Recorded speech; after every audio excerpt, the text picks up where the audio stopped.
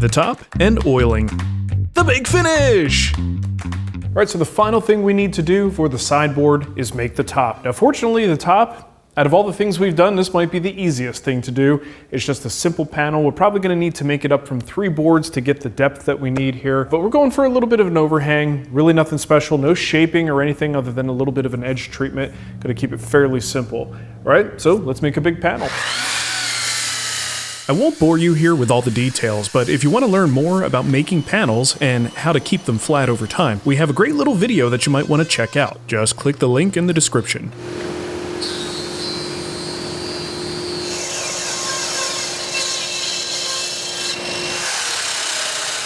Apparently, it's time for a pretzel snack.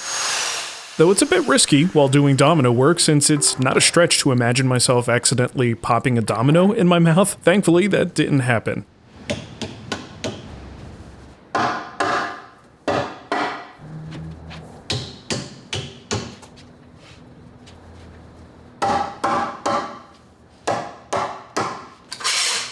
While adding a small strip of material at the back isn't ideal, it's what I've got to do to get the width that I want without using smaller boards for the rest of the top. But that's why it's going to be in the back. If you use epoxy to fill knots, you know how annoying it can be to pause your work as you wait for the epoxy to set up. My buddy Mike Coffey recommended this poly-based product that dries in just 20 minutes, and it worked like a charm.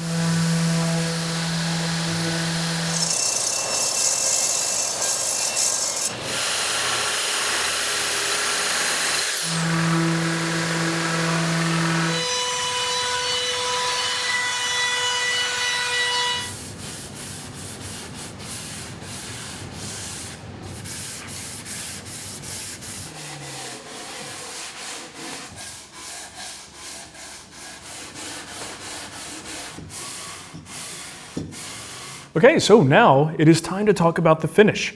Finishing is one of those things that over the years I've become much more open-minded about the options. I used to be very narrow-minded and thinking every finish needed to be, or hit these goals, right? But that was just my personal opinion at the time, and I've just gotten to the point where just about any finish on the surface that helps repel moisture is going to do a fine job. So picking a finish or picking like the best finish, that kind of doesn't exist anymore, at least for me. It's kind of like saying, what's the best meal? Well, it depends on your taste. It depends on what you want to get out of the meal. So same thing with the finish. What are we trying to accomplish with it? What's our tolerance for certain toxic chemicals in our lives? What kind of smell can we tolerate? If you're going to finish the inside of this case, you have to understand that whatever you use is going to retain a little bit of a smell in there until it airs out. So you have to be careful about which one you pick. So what I'm going to use and what I've been gravitating toward as I've gotten older and just kind of settled into what I personally like is a tung oil finish. So what I have here is Bumbleshoot's all natural wood finish. Now this is basically tung oil and a citrus solvent, and then I have like one other resin component in there. Fairly safe. You still want to wear gloves if you're going to apply it, but it has a nice orange aroma to it. But it is not the most protective finish out there. I don't want my use of this, my endorsement of this, to sound like I'm saying this is the best finish. It's not. There are more durable finishes out there, but this one is more natural and less dangerous for you and the environment. So this is why I like to use it. So let's get to it. It's a fun thing to apply, very pleasant to smell, which is nice because most finishes are not. Crotch. Application of this stuff just doesn't get any easier. Wipe it on thin, no need to drench it, let it sit for a while and then wipe off the excess. And when finishing a large piece, I find that a brush is pretty useful, especially if you want to help prevent your hands from cramping up, which can happen with a hand-applied finish. While Jay makes sweet glove love to the sideboard, I just want to take a moment to thank everyone for actually watching this series. If you've made it this far, just know that you're the delicious creamy filling to the Boston cream donut that is the Wood Whisperer. Without people like you who are actually interested in high-level details, we'd just be stuck with nothing but half-assed sponsor-driven tool reviews and rudimentary mind-blowing tips like most of YouTube these days. If you like this sort of presentation style, you really should head over to the Wood Whisperer Guild. We've got tons of woodworking courses from some of the best woodworkers in the industry, and we even have a few free courses you can grab right now. Just head to thewoodwhispererguild.com for more info. Now, let's finish the finish. Ta-da! All right, now with the finish applied to all of our parts and pieces, we could do the final assembly. That's going to include the back panel, attaching and pre-drilling for screws to hold our top in place, and then putting our doors and drawers in. All right, the first thing we're going to do is work on attaching the top. You might think we'd put the back panel in first, but the way this works, we're trying to drill into this frame up into the top. I need a little bit of extra wiggle room, so I'd rather not have the back panel there just yet. So first thing we need to do is prep by doing some countersunk screw holes and pre-drill. Probably one here, one there, and then 1, 2, 3 in the back. It's gonna be hard for you to see the details here, but when I go in, I'm gonna actually take the drill bit and kind of ream the hole slightly front to back to allow for a little bit of wood movement. And if I'm nervous about maybe breaking this bit, I might just swap the bit out, go for a different one and do that reaming action. This. Kind of a cheesy way to get it done, but it does work. Okay, now I'll just hit some of these in the back.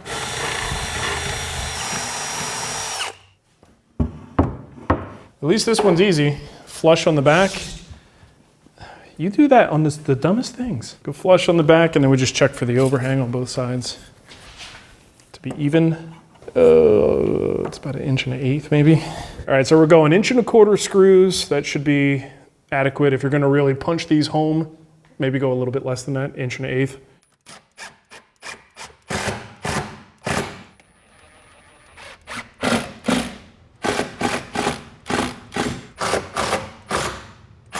Now for attaching this back panel, you really do want glue surface if possible. So we were a little bit excited, got some oil on these parts, but I've sanded them back to get to bare wood. So we're gonna use glue, and I got very small 18 gauge brad nails that we're gonna carefully drive in at an angle just to help secure it in place. The other thing is these dividers provide a ton of glue surface and nail surface. So we need to know where those are. I don't wanna mar the surface at this point. So I'm gonna put a little piece of tape, which isn't gonna wanna stay because there's oil and wax on there, but it'll give us an idea. And at least that way we know where we could drive those screws. Meow, is it me you're meowing for? I'm just gonna spread it with a nozzle.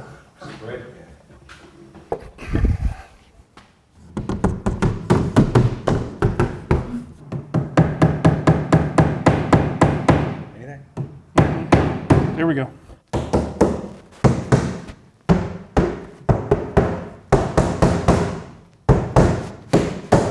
A little, oh, dude, you put it on backwards. You put the walnut on the outside. Jason, and I let you do it. Walnut goes on the inside. I'm gonna let you go ahead and sand this when it's dry. When it's dry, my ass.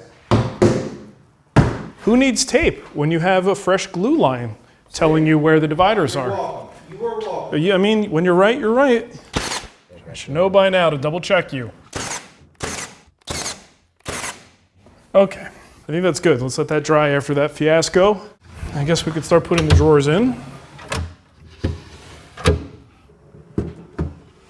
All right, so we're gonna put in our little shelf supports here.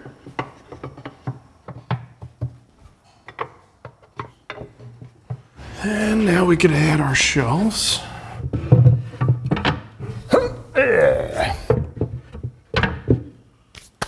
Bueno. So one thing that's gonna help ensure perfect sliding doors that are just buttery smooth is to make sure we wax these tracks. You wanna wax the upper track, and now you might think that you need to just wax the bottom of this track, but remember, the way these doors are designed, the only contact surface, the one that matters the most, is that little teeny tiny, like 1/16 of an inch ridge, or is it 1/8 of an inch, I don't know, but on the bottom of that door. So it's actually just the lip right on top of, or right outside of the zone of that little groove.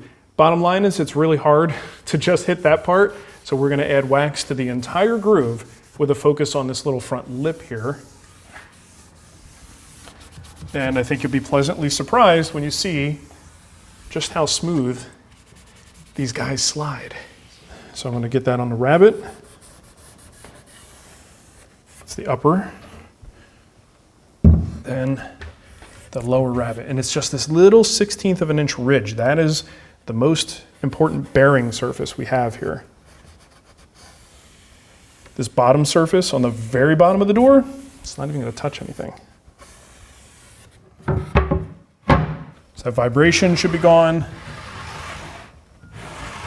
Smooth as butter. All right, here we go. And this is now the final opportunity to see how we've done here. There she is. Very nice. And there's that functionality we were talking about, sliding in front of the drawers, but completely out of the way. Even though it's a very tight tolerance here, we still have the ability to open these drawers and then open and close our doors as needed. Whew, I feel good about this. I feel real good. All right, so I think that's gonna do it. This is a project that Nicole has been waiting for. We have a shortage of storage room in our dining room. So first things first, with only one coat on this thing, I'm gonna take it home. The good thing about a finish like this is it's not real offensive to the smell. So the interior with one coat I think is totally fine. The exterior will get a second coat. And then if I feel like it needs more, I could apply more, but I could do that in the house. I don't have to worry about that right now. Overall, this was just kind of an experimental design for me, and I will monitor this thing and some of the stuff that I did that was a little bit different or new to me. That's why I like to experiment on my own stuff, because then I could just watch it over the course of years, see how it performs, see if we need to change anything, or if I learn anything important from it. But really the thing I want you to think about is the number of opportunities we had for personal expression. From the doors to the drawers, to the laminations that we did, the veneering, the copper. We made some really interesting decisions with the sides. I mean, the front of this thing is the showpiece, obviously, but then when you walk around the sides and you see the crotch grain there too, and the angle of the legs, there's just a lot of fun stuff going on this thing. So it was definitely a fun little journey. I was glad to have you guys with me. And the only thing I need to do now is somehow safely get this to my house. Okay, you're on, Ava. Hello. Whee! Whee! Goodbye. That's all you got? Whee! All right, easy in the shop.